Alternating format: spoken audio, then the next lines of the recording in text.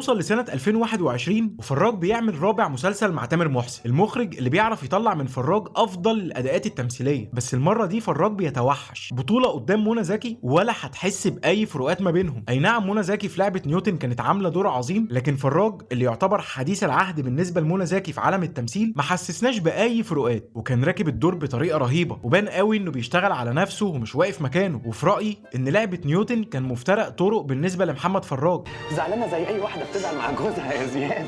ها عادي يعني، انت هتمنعني عن مراتي. ليه لعبة نيوتن كان مفترق طرق بالنسبة لفراج؟ اولا علشان زي ما قلت لك فراج توحش تمثيليا في الدور ده ووصل لقمة الهرم الابداعي، وده خلى مكانه على الخريطة يتغير. بعد ما كان بيشارك في بطولات جماعية، فبعد الدور ده اصبح هو البطل اللي بيتباع باسمه المسلسل. وعد معايا بعدها عمل كام مسلسل من بطولته. 2022 مسلسل غرفة 207 جانر رعب اللي قليل قوي ما بتنجح عندنا في مصر، لكن المسلسل كان حلو حلاوة ما تتوصفش ونجح وكسر الدنيا. 2023 بينزل بمسلسلين، بطن الحوت مع باسم سمرة ومسلسل حرب مع احمد السقا. اما في 2025 بينزل بثلاث مسلسلات من بطولته. في رمضان اللي فات مسلسل منتهي الصلاحية اللي كان بيتكلم عن عالم المراهنات بتفاصيله، وبعدها بيكمل في نوعية المسلسلات التوعوية وبينزل بمسلسل كتالوج من انتاج نتفليكس. وما يعديش 3 شهور على مسلسل كتالوج ولاقي لك اعلان لمسلسل جديد